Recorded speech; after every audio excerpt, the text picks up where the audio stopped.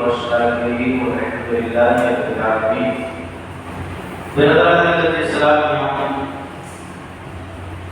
آج جناب جنید سنتوں کی بہن آج سے 40 دن قبل جس کا انتقال ہو گیا تھا، اسی کے ایثار ثواب کے وجہ سے یہ میلاد مصطفیٰ حضور نبی کریم صلی اللہ علیہ وسلم کے بارگاہ میں خیرات عقیدت پیش کرنے کے لیے محفل پاک کو سجائی گئی ہے اور ہم لوگ حاضر آئے ہیں. یاد رکھیے، سب سے پاکیزہ محفل اگر کوئی ہوتی ہے وہ اللہ کے ذکر کی، رسول کریم صلی اللہ علیہ وسلم کی بارگاہ میں درود پاک پڑھنے کی وجہ سے اور حضور کے حدیثیں لوگوں میں پہنچانے کے لیے جو محفل سجائی جاتی ہے وہ اتنا پاکیزہ، اتنا بابرکت محفل ہوتا ہے کہ ایسے محفل کے بارے میں حدیث پاک کا مضمون ہے کہ وہ محفل وہ عام محفل نہیں بلکہ وہ جنت کے کیاری میں سے ایک کیاری ہے.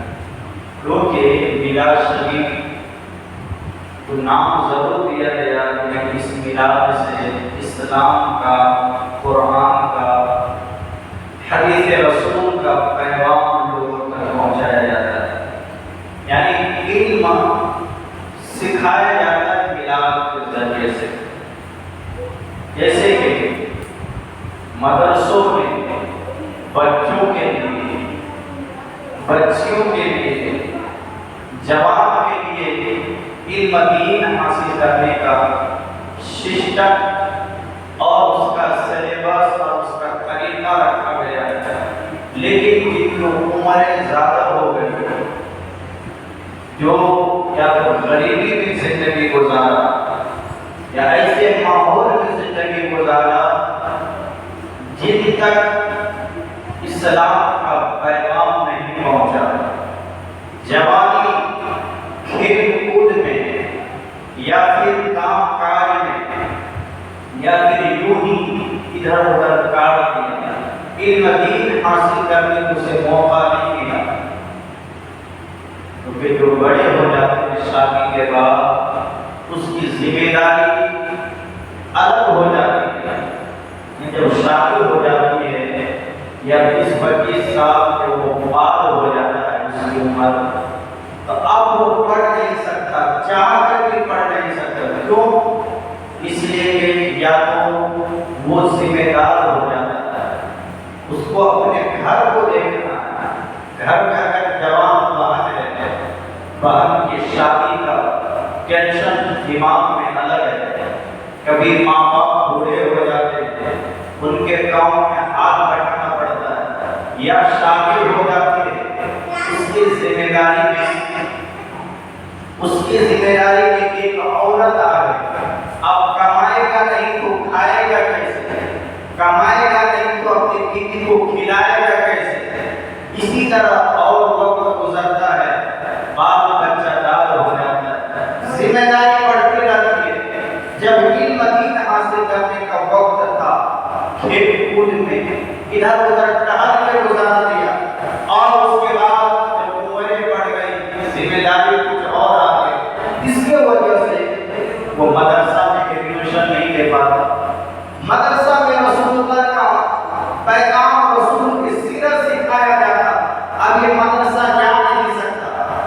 تو ہمارے علماء نے اور حدیث رسول کے مطابق ایک طریقہ بنایا کہ جو طالب علم ہوتے ہیں، اسٹوڈنٹ ہوتے ہیں، ان کا علم دین حاصل کرنے کا بڑا موقع ہوتا ہے. وہ کبھی مدرسہ میں چلا جاتا ہے، کبھی وہ ٹیوشن کے ذریعے علم حاصل تو کر لیتا ہے، لیکن بڑے لوگ قرآن کا پیغام، دین کا پیغام، اور دین میں کیا چیز منع ہے، کیا چیز کرنا چاہیے اور کیا چیز نہیں کرنا چاہیے، عبادت ہم کیسے کریں، نماز کیسے پڑھیں، اور اپنے بیوی کے ساتھ اپنے بال بچوں کی تربیت کیسے کریں. اب شریعت نہ معلوم ہونے کی سے جب محروم ہے وہ شریعت کے مطابق زندگی نہیں گزار سکتا. ہمارے علماء نے اسی وجہ سے محفل میلاد کا ایجاد کیا. جمعہ میں تقریر، اردو تقریر یا جہاں جو لوگ ہوتے ہیں جس زبان کے جاننے والے ہوتے ہیں اسی زبان میں علماء کرام، حفاظ کرام اور اس کے بعد امام، مؤذن، نائب امام اور دین کا درد رکھنے والا انسان وہ کبھی اردو میں تقریر کرتا ہے، کبھی بنگلہ میں تقریر کرتا ہے، کبھی انگریزی میں. جو کس زبان میں سمجھنے والا ہوتا ہے قرآن اسی زبان میں سمجھایا جاتا ہے، حدیث اسی زبان میں پڑھ کے بتایا جاتا ہے. اس لیے محفل پاک کو ایجاد کیا گیا. محفل پاک کے رواج اس لیے کیا میلاد کے ذریعے سے ایک بندہ جو مدرسہ میں نہیں جا پایا، ایک مدرسہ جو ٹیوشن میں جا کے قرآن کریم حاصل نہیں کر سکا، وہ علم حاصل کہاں کرے؟ اس کے لیے بھی علم حاصل کرنے کا ذریعہ میلاد شریف ہے. اب ایسا بندہ میلاد میں جاتا ہے، کبھی کھانا کھانے کی سنت وہ سیکھ جاتا ہے، کبھی پانی پینے کا طریقہ سیکھ جاتا ہے، کبھی وہ گناہ جو کر رہا ہے وہ گناہ میں کیا سزا ملے گی. جب وہ گناہ کے بارے میں سنتا ہے کہ جھوٹ یہ اتنا بڑا گناہ ہے کہ جھوٹوں پر اللہ کی لعنت ہوتی ہے. جو بندہ جھوٹ بولتا ہے اللہ اس سے ناراض رہتا ہے. جھوٹ بولنے سے روزی میں برکت اللہ چھین لیتا ہے. اب ایک بندہ اگر جان جائے تم جھوٹ بولتے ہو جس کو تم بڑا گناہ نہیں سمجھتے ہو، لیکن یہ جھوٹ بولنے کی وجہ سے فرشتہ بھی تم سے دور چلا جاتا ہے، روزی سے برکت چلی جاتی ہے، گھر میں مصیبت آتی ہے، پریشانیاں آتی ہے. جب ایک جھوٹ کی جب وہ نقصان جان جائے گا تو آئندہ وہ جھوٹ بولے گا نہیں. کیوں؟ اس لیے کہ وہ چاہے گا جھوٹ اللہ کو پسند نہیں ہے. اور جب میں اللہ کا محبوب بننا چاہوں، ایک بندہ اللہ کا دوست بننا چاہوں تو پہلے مجھے جھوٹ چھوڑنا ہوگا. اسی طرح بندہ غیبت کرتا ہے. غیبت جب تک علم نہیں ہے غیبت کر رہا ہے. غیبت کیا ہے؟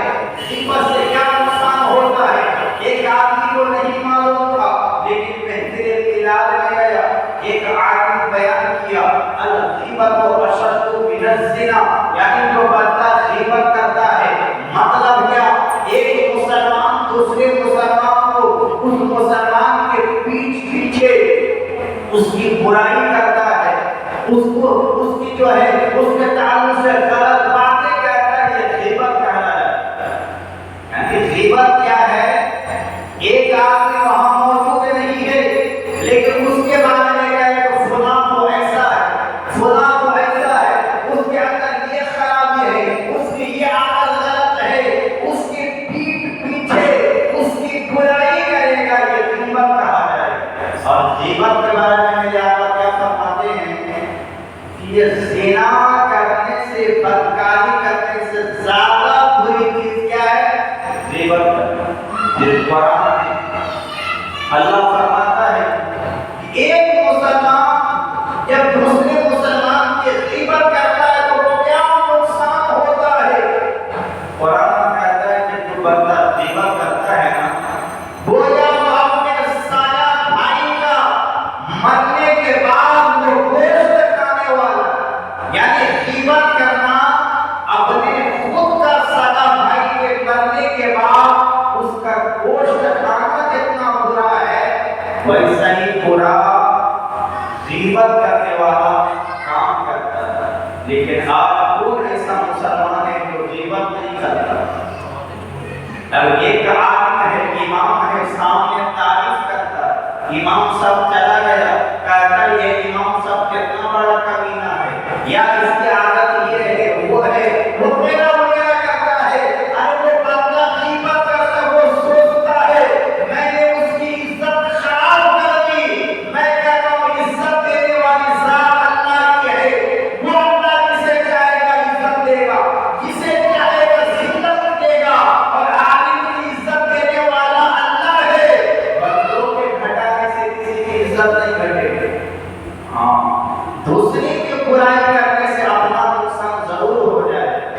ایک مسلمان کو یہ زیب نہیں دیتا کہ وہ غیبت جیسے خطرناک گناہ کرے. یہاں تک روایت میں آیا ہے اگر کوئی بندہ الٹی ٹوپی پہن کر ہو، لوگوں سے کہتا ہے کہ اس کو دیکھو وہ کیسا آدمی الٹی ٹوپی پہن لیا، الٹا کپڑا پہن لیا، کہتے کو الٹا کپڑا پہنا. اگر کوئی موٹی ہے، موٹا کو موٹا کہہ دے، کالا کو کالا کہہ دے، یہ بھی غیبت ہے. اور غیبت کا ایک سب سے بڑا نقصان کیا ہے؟ ایک بندہ غیبت کرتا ہے، مثال کے طور پر میں نے چاچا کی غیبت پیٹھ پیچھے میں کہہ دیا چاچا کی یہ عادت خراب ہے، یہ عادت خراب ہے وغیرہ وغیرہ، ان کے بارے میں میں نے بول دیا. اب ان کا تو کچھ نہیں بگڑے گا، میرا کیا نقصان ہوگا؟ میں نے جو محنت سے نیکی کمائی ہے نا، سبحان اللہ بول کے، اللہ اکبر کہہ کے، درود شریف پڑھ کے، نماز پڑھ کے، وہ نیک عمل میں نے جمع کیا ہے.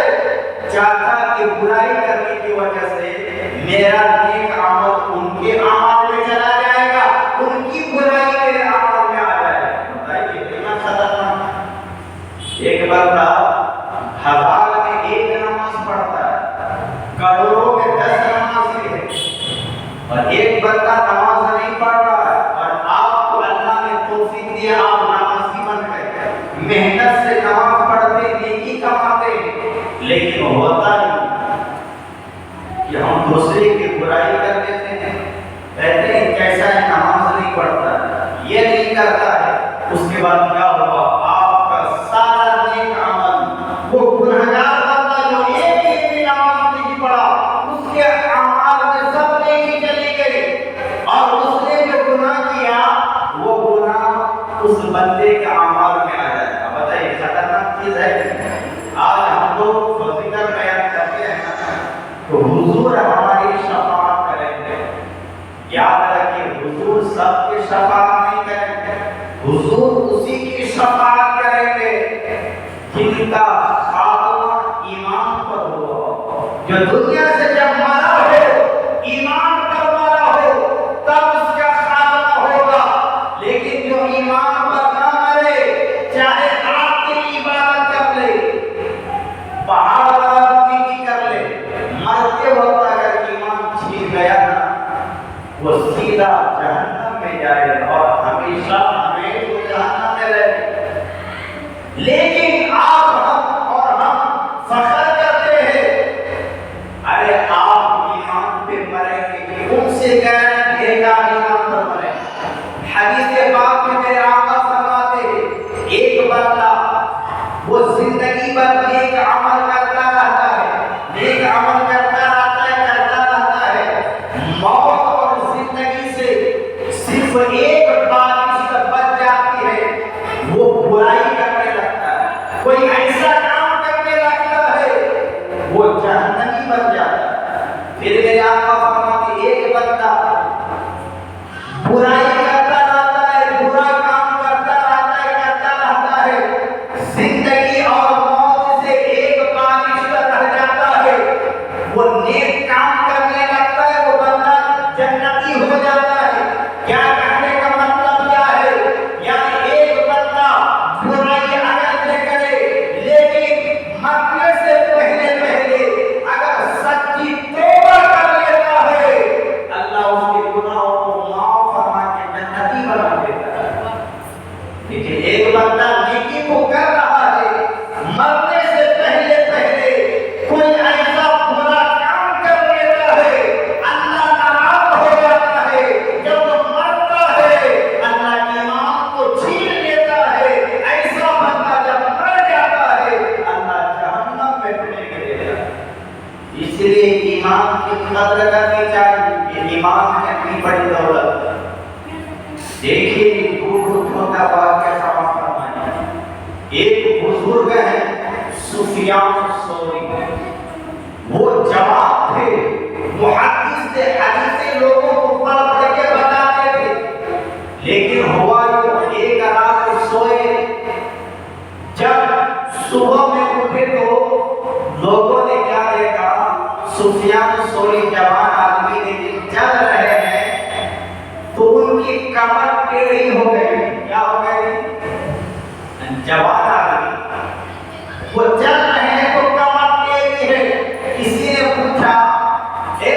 سفیان الثوری آپ جوان آدمی، آپ کو جھوک کر چلتے ہیں۔ سفیان الثوری نے کیا جواب دیا؟ سماعت فرمائیں۔ سفیان الثوری فرماتے ہیں میرے بچپن کے ایک واقعہ نے میری کمر کو جھکا دیا۔ کہا وہ کون سا واقعہ ہے؟ کہا کہ میرے بچپن کے 3 ٹیچر تھے، 3 استاد تھے، اور میرا استاد، میرا پڑھانے والا ٹیچر اتنا نیک تھا کہ وہ دن میں روزہ رکھتا، رات میں کھڑے ہو کے قرآن کی تلاوت کر دیتا، وہ اتنا متقی پرہیزگار تھا، لیکن تینوں جب مرنے لگا خاتمہ خراب ہو گیا۔ ایک عیسائی بن کے مرا، ایک مجوسی بن کے مرا، ایک یہودی بن کے مرا۔ وہ کہتے ہیں اتنے بڑے آدمی کا خاتمہ کے خراب حال جب میں نے سنا، اس واقعہ نے میری کمر کو جھکا دیا، اور اس دن سے لے کے اب تک میں نے وعدہ کر دیا ہے میں رب سے کوئی چیز نہیں مانگوں گا، جب بھی کبھی مانگوں گا تو یہی دعا کروں گا، اے اللہ مرتے وقت میرا ایمان سلامت رکھ۔ آج اتنے بڑے محدث ان کا اللہ سے خوف کا عالم کی عبادت کرتے ہیں، اللہ سے جب بھی مانگتے تو خاتمہ پہ مرنے کی دعا مانگتے ہیں، لیکن آج ہمارا اللہ کا حال کیا ہے؟ آج مسلمان ایسا ہو گیا نماز وقت پہ نہیں پڑھتا، نماز سے ایمان کی حفاظت ہوتی ہے۔ ایک بندہ ایمان نماز نہیں پڑھتا ہے نا، مرنے سے پہلے اللہ اس کا ایمان چھین لیتا ہے۔ دنیا میں لاکھ وہ چلائے کہ میں مسلمان ہوں، میں سنی ہوں، بریلوی ہوں، میں یہ ہوں، نیک ہوں، کچھ بھی کر لے، اگر نماز نہیں پڑھتا ہے نا، اگر نماز نہیں پڑھتا مرنے سے پہلے وہ توبہ نہیں کرے گا، ہو سکتا ہے مرنے سے پہلے اللہ اس کے ایمان کو چھین لے۔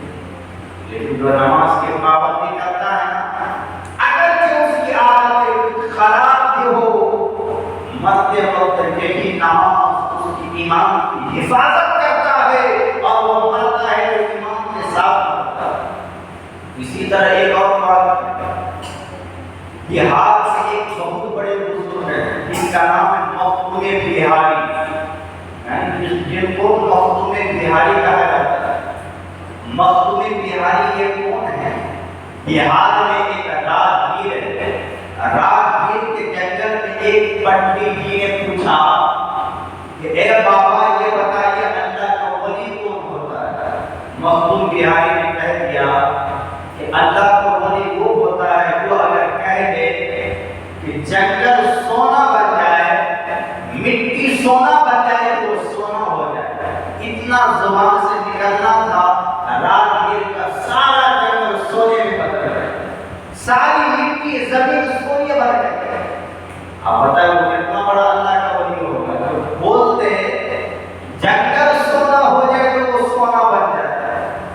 پھر یہی مختوم بہاری جب ان کا انتقال ہو گیا، یہ مخدوم سمنا علیہ الرحمن نے نماز جنازہ پڑھائی، تو ہوا کہ مخدوم بہاری کو دفن کر دیا گیا، مٹی لے کے سارے امید اپنے اپنے گھر چلے گئے۔ لیکن کچھ دیر کے بعد مخدوم بہاری کی قبر سے ان کا ہاتھ باہر آ گیا۔ کیا آ گیا؟ ہاتھ باہر آ گیا۔ اب مخدوم سمنا کو مراقبہ میں جا کے پتہ کرنے آنے کیا وجہ ہے کہ حضرت کہیں پولیس سے ناراض تو نہیں ہو گئے کہ خبر ہاتھ سے باہر آ گئی۔ مخدوم بہاری کا مراقبہ کرتے کیا پتہ چلا کہ مخدوم بہاری کو غیب سے 2 چیز ملی تھی، ایک ٹوپی ملی تھی، ایک لاٹھی ملی تھی۔ مخدوم بہاری جب تک زندگی میں تھے وہ ٹوپی استعمال کرتے، لاٹھی استعمال کرتے، اور مخدوم بہاری نے مرنے سے پہلے کیا نصیحت کر دی تھی؟ یہ میری لاٹھی اور ٹوپی ہے، جب میں مر جاؤں میرے ساتھ اس کو بھی میری قبر میں رکھ دیں۔ لیکن مرنے کے بعد وہی بھول گئے، حضرت کو تو دفنا دیے لیکن لاٹھی ٹوپی باہر رکھ گئے۔ تو ہاتھ باہر آ گیا، اس کے بعد مریدوں نے ٹوپی اور لاٹھی